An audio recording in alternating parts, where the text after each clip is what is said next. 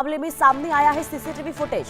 रचना यादव को गोली मारने वाला आरोपी सीसीटीवी फुटेज में कैद हुआ है। हमलावर का साथी पहले से ही स्पोर्ट्स बाइक पर तैयार था और आरोपी का सीसीटीवी फुटेज में सामने साफ चेहरा दिख रहा है। दिल्ली पुलिस और क्राइम की टीम अब आरोपी की तलाश में जुटी हुई है।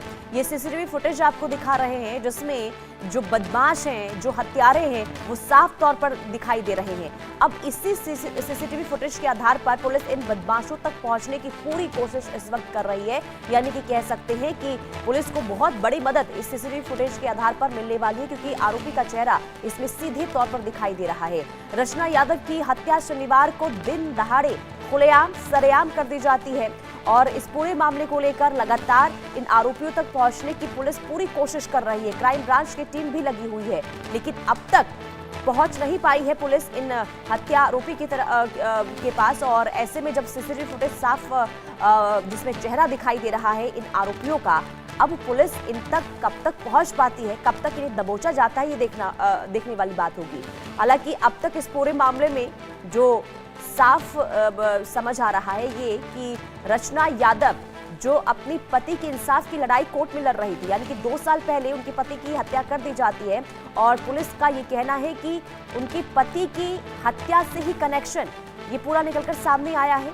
अब हर एंगल से पुलिस इस पूरे मामले की जांच करती हुई नजर आ रही है, लेकिन उससे पहले ये सीसीटीवी फुटेज आपको दिखा रहे हैं जिसमें हमलावर का चेहरा साफ तौर पर सीधे तौर पर नजर आ रहा है। दिल्ली पुलिस और क्राइम ब्रांच की टीम आरोपी की तलाश अब इस सीसीटीवी फुटेज के आधार पर करने में जुटी हुई है।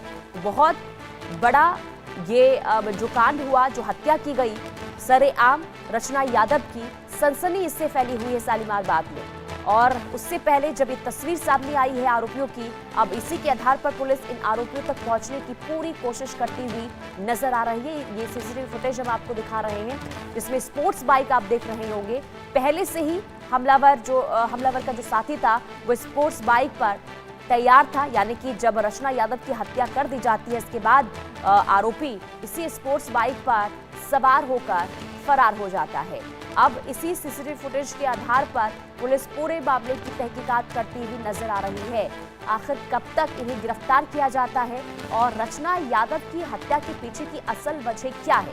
क्या वाकई में पति की हत्या से कनेक्शन निकलकर सामने आ रहा है? क्योंकि अब तक जो जांच हुई है उसमें पुलिस का यही कहना है कि रचना यादव जो अपनी पति की इंसाफ की लड़ाई लड़ रही थी 2 साल पहले, यानी कि 2023 में रचना यादव की पति की हत्या कर दी जाती है और उसी मामले को लेकर लगातार वो कोर्ट का चक्कर काट रही थी, कोर्ट में लड़ाई लड़ रही थी और बदमाशों को ये पसंद नहीं आ रहा था और यही वजह है कि बदमाशों ने रचना यादव की भी हत्या कर दी, मौत के घाट उतार दिया।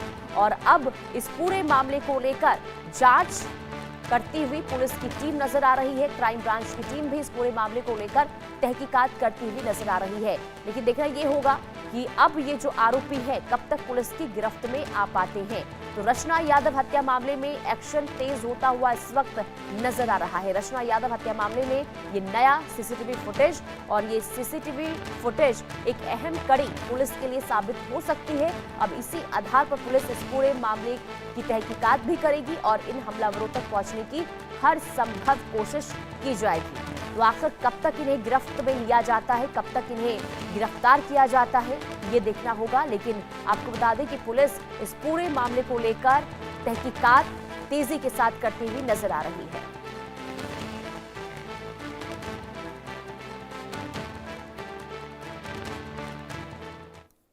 और बुलेटिन में वक्त एक छोटे से ब्रेक का, फौरन हाजिर होंगे कुछ और खबरों के साथ।